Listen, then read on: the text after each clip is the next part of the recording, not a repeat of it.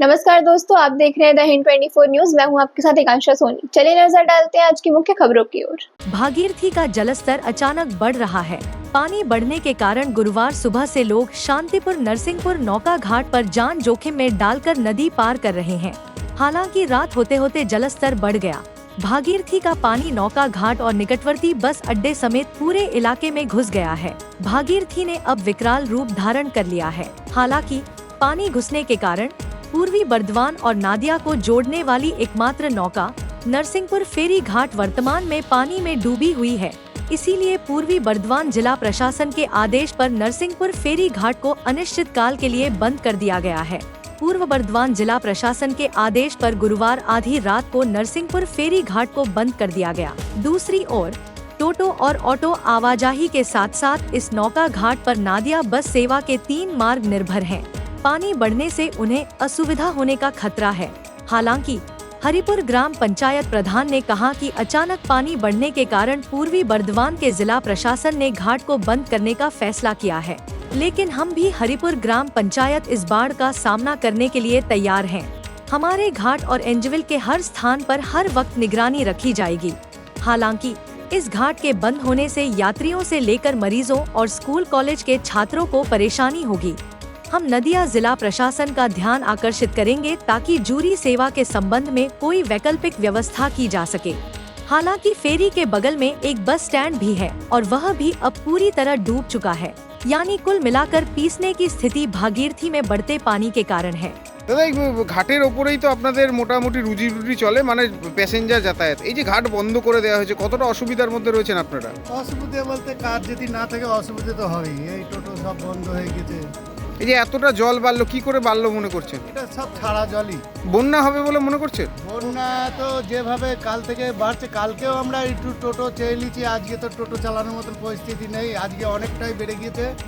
হ্যাঁ, এর বেশি বাড়ছে, আর কোনো জায়গা নেই। তবে এই যে ঘাট বন্ধ করে দেওয়ার সিদ্ধান্ত, এটা কি যুক্তিযুক্ত মনে করছেন?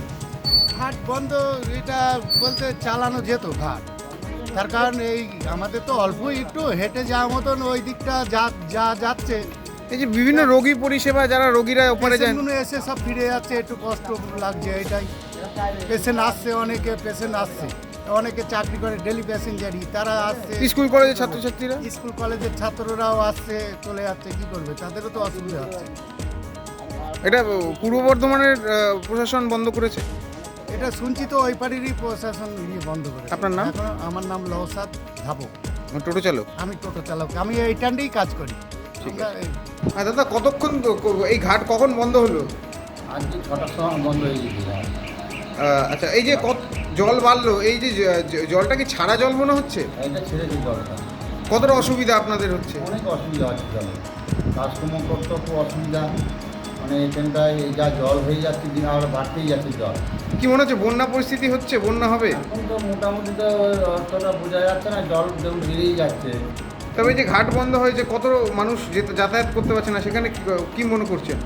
ঘাট বন্ধ হয়ে গেছে আমাদেরটায়, ধরো মানে যাতায়াতের তো অসুবিধা হচ্ছে, আর একদম বন্ধ হয়ে গেছে ঘাট। তারপর আমাদের এখানটা রুগীপত্রটার জন্যই আমাদের অসুবিধা পড়ে যাচ্ছে। রোগীরাও যেতে পারছে না? না, রুগীরাও যেতে পারছে না। কতটা জল হয়েছে এখানে? প্রচুর জল হয়ে গেছে এখানটা, প্রায় 18 ফুট জল পড়েছে। এটা কি কাল রাত থেকে জলটা বাড়লো? হ্যাঁ, কাল রাতের থেকে জলটা আরও বেশি বেড়েছে জল। মানে অনির্দিষ্টকালের জন্য কি বন্ধ রাখা হয়েছে ঘাট? হ্যাঁ, এই এই জলের জন্যই ঘাটটা বন্ধ রেখেছে। আপনার নাম? আমার নাম হচ্ছে কালিয়া ভাস্কর। আচ্ছা, আপনি গর্ভবতী? ডাক্তার দেখাতে যাচ্ছিলেন? তা কি দেখছেন এসে ঘাটে? এসে দেখছি তো ঘাট বন্ধ। কতটা অসুবিধার মধ্যে পড়ছেন? অনেকটা। তা আজকে ডাক্তার দেখানোর ডেট ছিল? হ্যাঁ। আচ্ছা, প্রশাসনের ব্যবস্থা কিছু, প্রশাসন কোন ব্যবস্থা করেছে পাড়াপাড়ায়? বলছে যাওয়া যাবে না, ঘাট বন্ধ। তাহলে এখন ডাক্তার কিভাবে দেখাবেন? দেখা যাক। সমস্যার মধ্যে করে দিয়েছি। আচ্ছা, কোথা থেকে আসছেন আপনারা?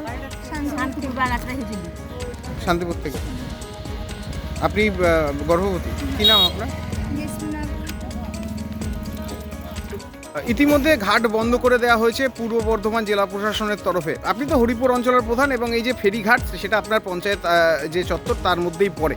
কি বলবেন, হঠাৎ করে বন্ধ, এই যে সাধারণ মানুষের হয়রানি, রোগীরা যেতে পারছে না, ছাত্রছাত্রীরা যেতে পারছে না, আপনারা পঞ্চায়েতের তরফ থেকে কি প্রশাসনের সঙ্গে কোনো যোগাযোগ করেছেন বা কোনো তৎপরতা দেখা গেছে?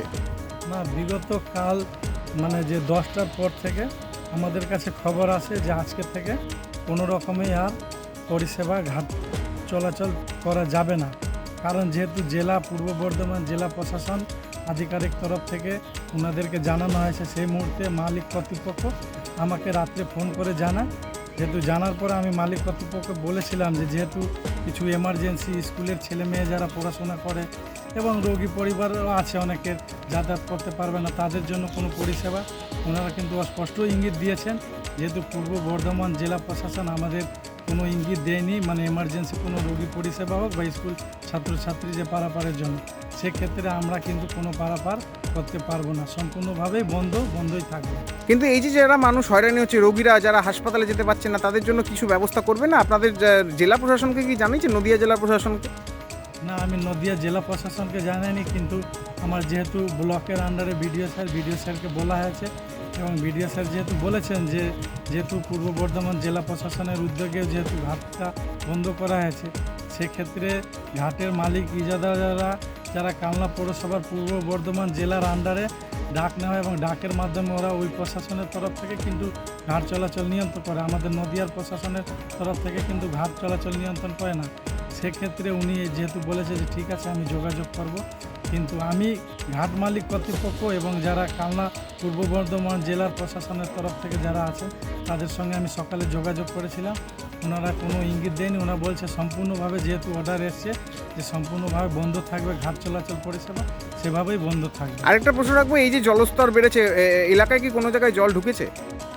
জল ঢোকা এই মুহূর্তে নতুন গ্রামের কিছু এলাকায় ঢুকেছে এবং আমাদের ফুলের পাড়ার আশেপাশে জলমগ্ন অবস্থা, মাঠ মোটামুটি সবটাই জলমগ্ন অবস্থা এবং চৌধুরীপাড়ার কিছু অংশ বেশ অংশ জলের তলায় চলে গেছে। কারণ যেহেতু বিডিও স্যারও আজকে ভিজিটে এসেছিলেন, সকালবেলা আমি বিডিও স্যারকে নিয়ে পুরো চৌধুরীপাড়ায় ভিজিট করালাম এবং আরও অঞ্চলগুলো যে ছিল আমাদের গ্রাম, সেই গ্রামের আশেপাশে উনি গেছিল, দেখেছে এবং যেহেতু আমাদেরকে কিছু কিছু স্কুল যেহেতু রয়েছে যেসব এলাকায় জলমগ্নর পাশাপাশি চাষের জমি ক্ষয়ক্ষতি হয়েছে, সেক্ষেত্রে আমরা মানুষকে সচেতন করেছি যদি জল বাড়ে সেক্ষেত্রে প্রাইমারি স্কুল রয়েছে, স্কুল খোলা আছে, স্কুলে তারা শিফটেড হবে।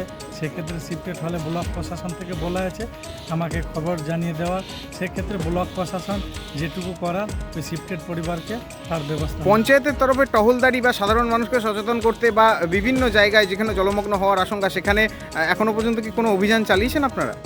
না, আমি নিজে অভিযান যেসব এলাকায় জলমগ্ন হয়েছে সেসব জায়গায় গিয়ে নিজে আমি পরিদর্শনে গিয়ে যাই হোক আমি গিয়েছিলাম, কিন্তু যেহেতু জল দুদিন থেকে বাড়ার পরে আজকে জল কিন্তু স্থিতিশীল রয়েছে আপাতত, সে যদি পরিমাণে যদি আবার বাড়ে, দেখা গেল যে পরিমাণে বাড়তেই থাকছে, সেক্ষেত্রে আমি হরিপুর গ্রাম পঞ্চায়েতের পক্ষ থেকে মাইকিংয়ের ব্যবস্থা করে এবং মানুষকে সচেতনের আশ্বাস দিয়ে সমস্ত স্কুল আছে সেটা খোলার ব্যবস্থা করবে। একটা প্রশ্ন, মানে আপনারা তৎপর রয়েছেন আর কি বন্যা মোকাবিলায়?